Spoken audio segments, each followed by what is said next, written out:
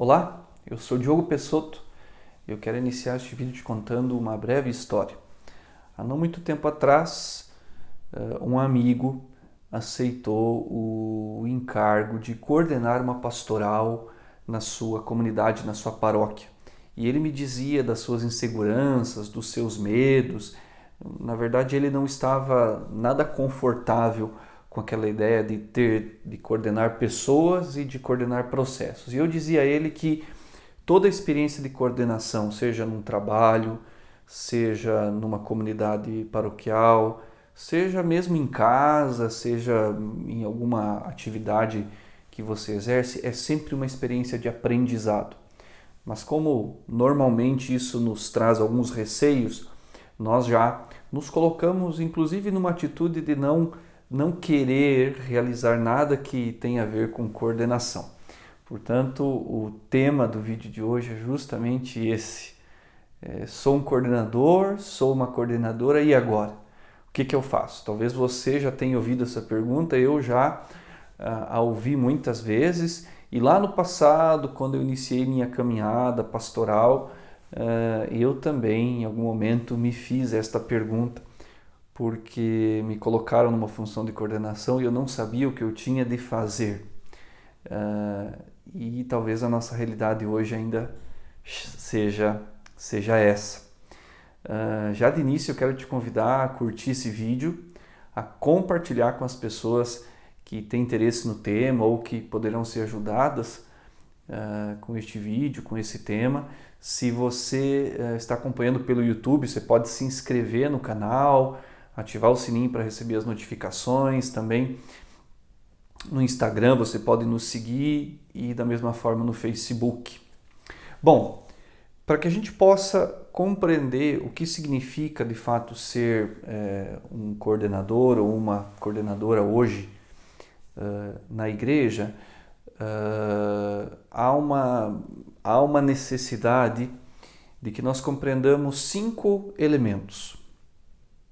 Certamente há mais elementos que são importantes na realização de uma tarefa de coordenação. Mas me parece que estes 5 são os mais importantes. Ou seja, sem estes 5 não é possível nem falar dos outros. Bom, o primeiro, não é adequado que eu e você compreendamos um serviço de coordenação na perspectiva de um emprego, quase que de uma função burocrática. Coordenação na igreja de hoje, especialmente depois do Concílio Vaticano II, não é apenas uma tarefa burocrática de quem manda os outros fazerem alguma coisa. Coordenação é um ministério. O que é um ministério na igreja? É um serviço em prol da evangelização. É um serviço reconhecido, instituído pela igreja, que tem por único objetivo servir à eficácia da evangelização. Isso é um ministério. Portanto, aqueles que exercem a função de coordenadores, de coordenadoras, de responsáveis por uma pastoral, por um conselho pastoral, por um movimento, por um grupo, por um serviço, são sim ministros da igreja. Ministros nesse sentido, porque exercem um ministério. Portanto, coordenação não tem nada a ver com, ou não pode parecer uma imposição, um fardo, um peso, mas um ministério. E o que move a igreja nesse sentido serão sempre os ministérios, ou seja, a cada período histórico que nós passamos, os tempos vão exigindo outros ministérios. Daqui a pouco nós teremos de criar outros serviços que vão ser coordenados por outras pessoas, que vão exercer este ministério para o bem de outras pessoas, e assim nós vamos percebendo como Deus vai conduzindo a igreja por meio de novos ministérios. Portanto, se você exerce essa função de coordenador, ou mesmo se você não exerce essa função, mas está envolvido nos trabalhos eclesiais, não tenha medo Ou melhor, não se deixe paralisar pelo medo de assumir um ministério, porque a coordenação é sim um ministério, porque está a serviço da evangelização. Aquele que coordena não o faz em seu próprio nome, não o faz simplesmente a partir das suas ideias, não o faz simplesmente a partir dos seus próprios gostos, não o faz simplesmente porque está na comunidade há 10, 20, 30 anos. O critério não é tempo, o critério não é nem conhecimento, o critério não é nem o desejo. Quero ser um coordenador para ter, entre aspas, o poder de organizar as coisas. Não, não, não. O critério de uma coordenação é a promoção do reino de Deus. Ou seja, é um ministério em prol da evangelização. Então, esse é o primeiro ponto. Não considerar o encargo, a função de coordenação em qualquer nível, desde o nível mais básico, eventualmente a coordenação de um ministério de música, coordenação de um grupo que se reúne para ler a palavra, até a coordenação de um conselho paroquial, a coordenação de uma pastoral em nível diocesano, a coordenação de um movimento em nível estadual. Não importa o nível, toda e qualquer coordenação é um ministério. E como todo e qualquer ministério, ele é exercido num período de tempo específico. Ok? Então, primeiro ponto, não encarar a coordenação como um emprego, como uma tarefa burocrática, como um encargo pesado, mas encarar a coordenação como um ministério, como um serviço em prol da evangelização.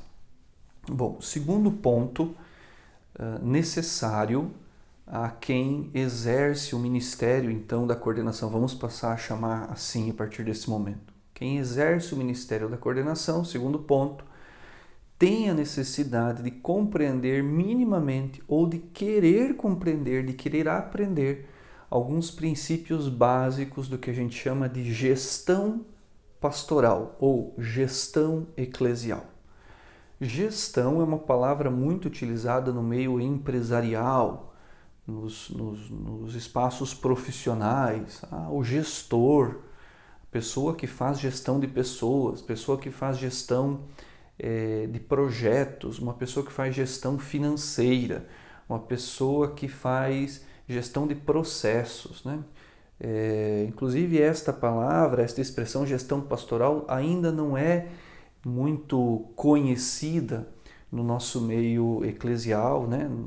Nas nossas paróquias, nas nossas comunidades. Porém, é uma palavra interessante, porque gestão está justamente vinculada à ideia de gestar alguma coisa.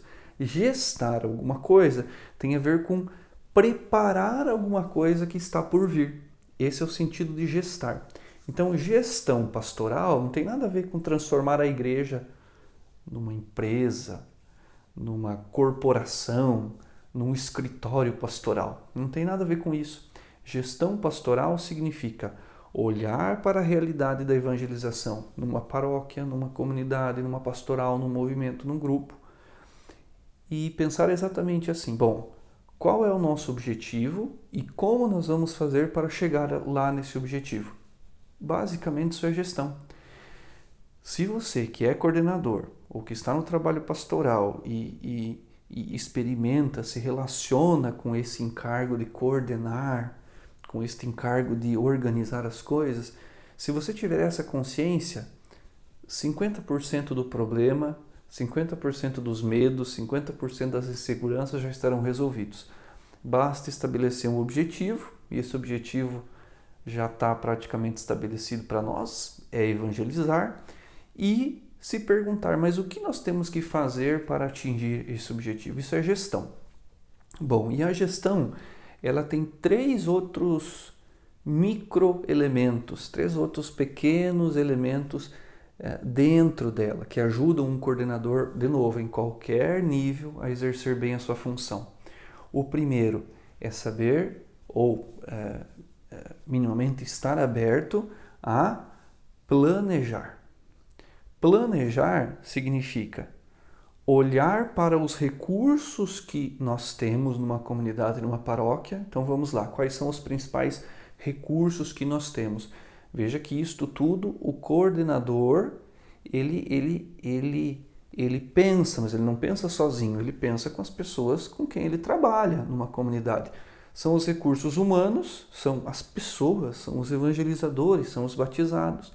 E os recursos materiais, as estruturas que nós temos, o dinheiro do que nós precisamos para realizar um projeto, são espaços ou atividades que já existem. Todas essas coisas são recursos, são coisas que nós ou já fazemos ou podemos fazer para qualificar a evangelização. E quem faz isso? São pessoas. Então, planejar a evangelização numa paróquia, basicamente, necessita desses dois elementos, desses dois pontos. Planejar o que nós temos de recurso em termos de pessoas e o que nós temos de recurso em termos materiais, que podem ser atividades, podem ser espaços físicos, pode ser recursos financeiros e assim por diante. Então, o primeiro ponto da gestão pastoral: planejar, organizar e estabelecer o que nós temos para trabalhar. Um exemplo possível é: nós queremos atingir tal objetivo, mas nós não temos os recursos para isso. Então, este objetivo precisa ser revisto, precisa ser um pouco menor, não pode ser tão ousado, né? Bom, segundo ponto da gestão: executar. Como que nós vamos executar aquilo que a gente planeja? Tendo um objetivo claro, nós já falamos, sabendo como nós vamos chegar nesse objetivo e nunca perdendo de vista qual é a finalidade desse objetivo. Se o nosso objetivo como igreja é evangelizar, nós já temos o quê? Como nós vamos evangelizar? Depende. Uma paróquia numa grande cidade, uma paróquia na zona rural, uma paróquia com muita gente, uma paróquia com pouca gente. O como nós vamos descobrir juntos. E a finalidade qual é? Que todas as pessoas tenham o seu encontro pessoal com Jesus Cristo, tenham a sua vida promovida e defendida, que aquela comunidade de fato seja comunidade. Esta é a finalidade. A evangelização tem esta finalidade. Que haja comunhão entre as pessoas. Então esse é o segundo ponto. O primeiro ponto da gestão é planejar. O segundo ponto da gestão é executar. E executar sabendo para onde nós estamos indo. Se a gente não sabe para onde vai, qualquer caminho serve. E por fim, o terceiro ponto é avaliar. Senão nós caímos num ativismo. Nós fazemos, planejamos e executamos, mas não avaliamos. E sempre nós reproduzimos as mesmas coisas, os mesmos processos, os mesmos objetivos. Tudo é igual, né? Logo, a gente não qualifica a evangelização, porque simplesmente nós estagnamos ou paramos nesse processo. Pois bem, quando nós visualizamos, quando nós observamos todo esse contexto de gestão, quem deve motivar as pessoas da pastoral, da comunidade, do grupo, do movimento a realizar este percurso? É o coordenador. O coordenador, eu disse há pouco, não deve nem precisa saber tudo, fazer tudo e muito menos conhecer todas as variáveis da evangelização. Mas se ele tiver em mente esses 3 passos, planejar, executar e avaliar, com certeza as pessoas que estarão neste caminho e as pessoas que ele estará coordenando, certamente vão ao menos se perguntar: puxa vida, para onde nós estamos indo? Nós sabemos para onde estamos indo, porque há objetivos claros, há metas claras, há uma finalidade clara nisso tudo. Portanto, É claro que há outros elementos da gestão, mas basicamente, se você é coordenador ou se você, inclusive, se sente chamado a exercer o ministério da coordenação, esses 3 passos da gestão são básicos, ok? Recapitulando, primeiro ponto importante para quem é coordenador, entender que a coordenação é um ministério. Segundo ponto, entender ou querer aprender ou querer compreender o que significa fazer gestão pastoral, que é muito mais do que a gente falou aqui. Mas para a gente exercer bem o nosso ministério, basta que a gente esteja aberto a planejar, a executar e a avaliar a evangelização. Bom, o terceiro ponto é a chamada resiliência. O que é resiliência? É a nossa capacidade de se adaptar às situações, especialmente aquelas situações difíceis. Nós sabemos que lidar com pessoas, lidar com processos, lidar com projetos, lidar com situações adversas, lidar com desafios, não é confortável. Nós sempre estamos sendo provocados a encontrar respostas, a fazer outras perguntas, a resolver problemas e assim sucessivamente. Bom, resiliência é isso. A pessoa que exerce o ministério da coordenação e que faz a gestão, ou seja, que olha para o que aquela comunidade tem, para as pessoas que estão ali e procura organizar tudo isso para que tudo seja canalizado para a evangelização, é muito provável que esta pessoa, a quem a gente chama de coordenador, ou que exerce o ministério da coordenação, vai sim passar por desafios, vai ter de enfrentar desafios, vai ter de enfrentar algumas prova no sentido mais positivo da palavra, desafios que a própria realidade nos coloca. Você sabe muito bem quais são esses desafios, às vezes são desafios em nível pessoal, né? Conflitos pessoais, às vezes são desafios em nível institucional, né? Não existe aí a possibilidade, por exemplo, de se fazer aquilo que se quer, porque faltam pessoas, porque falta recurso financeiro, porque falta estrutura física, né? Por vezes serão dificuldades até em nível afetivo, né? Psicológico, a insegurança, o medo, mas eu não sou capaz, eu não vou conseguir fazer, isso eu não consigo fazer. Bom, a resiliência é a capacidade de olhar para todas essas dificuldades e se perguntar, por detrás destes aparentes problemas, o que existe? Não existe uma solução, mas existe um aprendizado. Quando nós olhamos para essas situações difíceis que se nos apresentam quando nós coordenamos pessoas, quando nós coordenamos projetos, toda dificuldade ela sempre vai querer nos paralisar, sempre vai nos colocar numa atitude de estagnar, de dizer assim, mas por que eu estou mexendo com isso? Por que eu estou lidando com essas coisas? Seria muito melhor eu ficar na minha casa, curtindo unicamente a minha família, viajando, fazendo as coisas que eu gosto de fazer. Mas por que eu estou aqui, estou tendo dor de cabeça, estou enfrentando essa dificuldade? Muito bem. Por detrás desses problemas, quando nós focalizamos não o problema, mas focalizamos o aprendizado, focalizamos o resultado deste problema, quando nós conseguimos resolvê-lo, aí sim nós somos resilientes. Porque nós podemos sofrer o impacto das dificuldades, mas nós temos a consciência de que superar esta dificuldade vai nos trazer um aprendizado cujo valor é inimaginável. Aconteceu isso comigo lá nos inícios da minha caminhada pastoral, quando me convidaram e me propuseram coordenar uma ação na minha comunidade.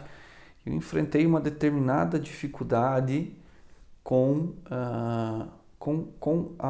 a organização, porque eventualmente sendo muito jovem nós não temos um senso de organização tão apurado, nós queremos fazer as coisas, nós queremos ir para a ação, mas nem sempre a gente vai para a ação diretamente, a gente organiza as coisas e a gente vai para a ação mais seguro. E diante desta dificuldade, de fato, eu passei por estes momentos difíceis de não saber o que fazer. E naquele momento, ninguém, eventualmente mais experiente, de fato me disse: veja, Diogo, aqui temos um problema, mas nós podemos superá-lo desta forma e nós podemos aprender com esse problema isto, né? E aquele velho ditado, né? A gente não aprende da forma mais serena, a gente vai aprender pela dor, a gente aprende sofrendo, né? Mas o melhor é aprender com aquilo que os outros já fizeram e que não deu certo. A gente aprende com os erros dos outros. E na igreja é assim. Então eu aprendi naquela situação que por trás de todo problema, de toda crise, tem uma solução que é um aprendizado. E a partir daquele momento eu de fato consegui compreender que a resiliência, então nosso terceiro ponto, é o ponto-chave para um coordenador. Dias muito bons em que as coisas dão certo, dias em que as coisas não dão certo, mas tanto em um dia quanto no outro, a nossa atitude deve ser a mesma. Consistência. Consistência. Fazer aquilo a que nós nos propomos. Estar abertos a ouvir o que o Espírito vai suscitando, estar abertos à vontade de Deus, mas sermos consistentes. É aquele outro ditado: o feito é melhor que perfeito. Nunca atingiremos um nível de perfeição e de ausência de problemas, mas quando estes problemas e estas dificuldades vêm, que nós nos mantenhamos consistentes. Um passo de cada vez. Isso é resiliência. É não estar eufórico quando as coisas dão certo e não estar profundamente tristes ou desanimados quando as coisas não dão certo. Esta é uma prerrogativa de quem exerce o ministério da coordenação. E esse é um dom que nós devemos pedir a Deus. O dom da resiliência, o dom da constante renovação da nossa mente, para que de fato nós nos mantenhamos num caminho de consistência, num caminho de sempre realizar aquilo que nós nos propomos lá atrás, quando nós planejamos e enquanto nós vamos executar. Então, o terceiro ponto necessário ao coordenador pastoral, ao líder de um movimento, de uma pastoral, líder no sentido positivo, que exerce o ministério da coordenação, o ministério da liderança, é a resiliência. O quarto ponto é a liderança pelo exemplo. Liderar pelo exemplo significa: nós vamos delegar atividades, sim, porque o coordenador não faz tudo sozinho. Nós vamos organizar as coisas? Vamos, porque nós precisamos organizar as coisas. Nós vamos propor coisas novas, né? Vamos ser criativos na evangelização? Vamos, né? Nós vamos eventualmente ter que gerir problemas? Vamos ter que gerir problemas. Vamos ter que ser resilientes? Vamos. Tudo isso o coordenador faz, mas em tudo isso ele lidera pelo exemplo. Se o coordenador realiza seriamente um processo de gestão pastoral, ele está liderando pelo exemplo. Ele não precisa dizer o que as pessoas têm de fazer. Ele está mostrando pelo exemplo como se coordena. Ele não está dizendo como é o melhor jeito, a forma perfeita de coordenar. Você entende o que eu estou falando? Aqui a questão não é sobre perfeição. A questão é sobre consistência. A consistência, o dia a dia, a perseverança fala muito mais do que a perfeição. Então, liderar pelo exemplo é liderar pela perseverança, pela consistência, pela seriedade, ok? Então, fazer um bom processo de gestão é liderar pelo exemplo, primar pelo diálogo ao invés da imposição. Vocês têm que fazer isso, têm que fazer aquilo.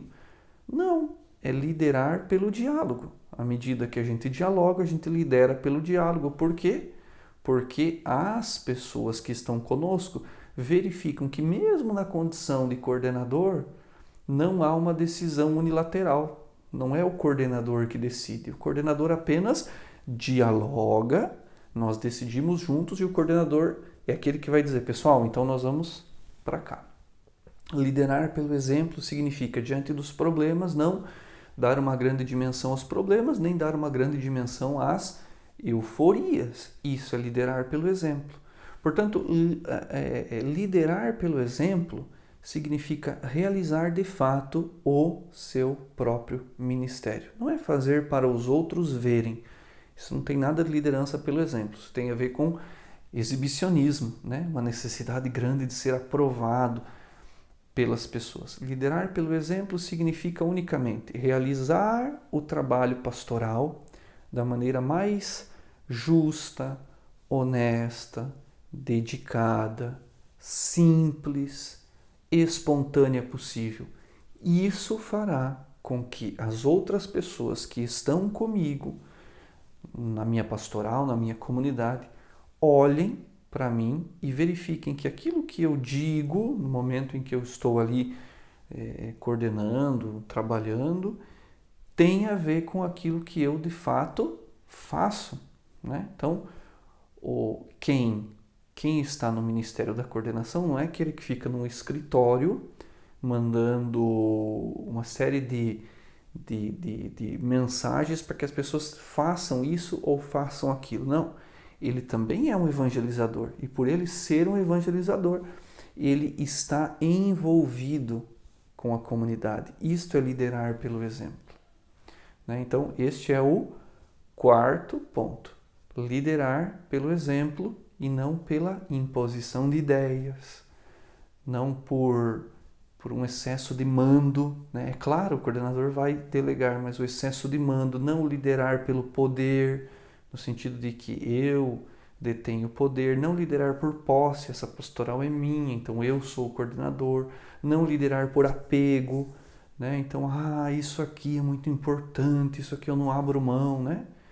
Enquanto toda a comunidade diz, mas nós precisamos avançar, né? Liderar pelo exemplo nada mais é do que ser, de fato, aquilo para que um coordenador é chamado. Coordenar. Ordenar significa colocar tudo numa ordem, ou seja, tudo tudo ordenado a um fim, tudo encaminhado para um fim. Coordenar significa isso. Eu simplesmente, como coordenador, trago as outras pessoas para essa visão comum, para esse ordenamento, para essa visão. Primeiro elemento para coordenação não é emprego, mas é um ministério. O segundo, gestão pastoral. Terceiro, resiliência. Quarto, liderar pelo exemplo. E o quinto, nós já chegamos lá, é o elemento propriamente dito de preparar ou de encaminhar sucessores ou de formar sucessores para os encargos de liderança numa comunidade ou numa paróquia ou numa pastoral. Quando nós falamos sucessores, de novo, não é naquele sentido de poder, o meu sucessor. Não, sucessor é aquele que vem depois. Formar sucessores significa não liderar, não coordenar centralizando as coisas. Eu faço, eu digo como tem que fazer, eu tenho controle das coisas, eu faço tudo passa por mim, né? Nada que não passe por mim pode ser feito. Não estou dizendo que deve haver desordem ou desorganização, de forma alguma. Mas centralizar demais, centralizar de maneira equivocada, além de causar o que nós chamamos de ativismo, o coordenador faz só pelo simples fato de fazer, gera ainda esta ideia de posse, esta ideia de poder, né? De que o cargo, a função de coordenador, parece que traz consigo essa ideia de que aquilo é meu. Não. A ideia de formar pessoas, de formar sucessores é justamente isso. A boa liderança pastoral é aquela que não só delega, mas ensina a fazer. É aquela que não só delega, mas traz as pessoas para perto e confere protagonismo às pessoas. Liderar desta forma, coordenar desta forma, significa dizer o coordenador ele é apenas um animador dos carismas e de outros ministérios, de outras pessoas que vêm compor esta grande comunidade. Os bons líderes, inclusive não só os do mundo eclesial, são aqueles que iniciam, começam uma boa ideia que tiveram, às vezes trabalham muito essa questão da resiliência, precisam aí romper as barreiras iniciais, mas depois não são os que permanecem apegados àquilo que criaram. Formam outras pessoas e essas pessoas dão prosseguimento e inclusive alavancam os projetos de maneira muito mais significativa do que talvez aquele que criou, do que aquele que está ali já há bastante tempo. Então a ideia de sucessão na pastoral significa formar pessoas com seus carismas e seus ministérios próprios para enriquecer o trabalho pastoral. Mas e depois que eu encerro a minha coordenação, Diogo, o que eu vou fazer da minha vida? Olha, temos o mundo inteiro para evangelizar, né? Então, se isso te incomoda, é sinal de que a coordenação ainda para você não está sendo uma experiência ministerial, um ministério, mas está sendo um encargo que te dá segurança, que te dá prestígio, que te dá um certo nível de poder e de influência entre as pessoas. Lidere, coordene pela lógica da sucessão. A partir do primeiro dia que você iniciar um processo de coordenação, se conecte a pessoas que você gostaria de promover. Não é uma linguagem de trabalho, promover pessoas, ter o maior salário. Não, promover significa elevar, tirar o que de melhor elas têm e colocar a serviço da igreja. Há muitas e muitas pessoas com dons e carismas que Deus lhes concedeu, muitas vezes estão ali abafados, escondidos, porque nós, na condição de coordenadores, não trazemos essas pessoas para o protagonismo, para que de fato elas possam colocar a serviço da igreja. Falta às vezes um convite, falta uma sensibilidade um pouco maior da nossa parte. Portanto, liderar pela lógica da sucessão é formar pessoas, é contribuir com pessoas, promover pessoas para que a evangelização seja enriquecida. Por isso, sempre a transitoriedade da evangelização, da liderança, a rotatividade dos encargos e dos ministérios de coordenação. Primeiro elemento, então, voltando, coordenação não é um trabalho, não é um emprego, não é um fardo, mas é um ministério. Segundo ponto, o mínimo de conhecimento sobre gestão pastoral. Planejar, executar e avaliar. Terceiro ponto, resiliência, adaptar-se às situações, tanto aquelas de vitória, de euforia, de que tudo está dando certo, como aquelas de derrota, de crítica, de dificuldade, de problema. Quarto elemento importante é liderar, coordenar pelo exemplo. Ou seja, coordenar e liderar pelo exemplo é unir aquilo que eu falo, os meus ideais, aquilo que está lá nos nossos objetivos, com aquilo que eu faço, com a minha experiência, com aquilo que eu transmito para as pessoas no contato, no diálogo, no trabalho do dia a dia de uma pastoral, de um movimento, de uma comunidade, de uma paróquia. E por fim, a ideia da sucessão, liderar pessoas para que essas pessoas sejam promovidas e possam depois serem coordenadoras e promover outras pessoas que serão depois coordenadoras e assim sucessivamente a igreja vai sendo alimentada por dons e por carismas que o Espírito mesmo derrama na igreja nesta bonita diversidade e riqueza. Bom, espero que esse conteúdo tenha feito sentido para você. Deixa aqui nos comentários a sua dúvida, a sua pergunta, seu comentário, seu questionamento, sugestões para os próximos vídeos. Mas não se esqueça, se você é coordenador, se você se sente chamado a ser coordenador, ou se em algum momento alguém te convidar a ser coordenador, não permita que o medo e que a insegurança te paralisem. Coloque a serviço dos irmãos e das irmãs, ou melhor, coloque a serviço da igreja, da evangelização, aquilo que você tem de melhor, que é a tua capacidade de promover pessoas, de promover processos, de promover o anúncio do Evangelho. Se você não sabe, esteja aberto para aprender e se conecte com pessoas que vão te ajudar. Agora, não se deixe paralisar pelo medo e pela insegurança. Um grande abraço e nos vemos no próximo vídeo.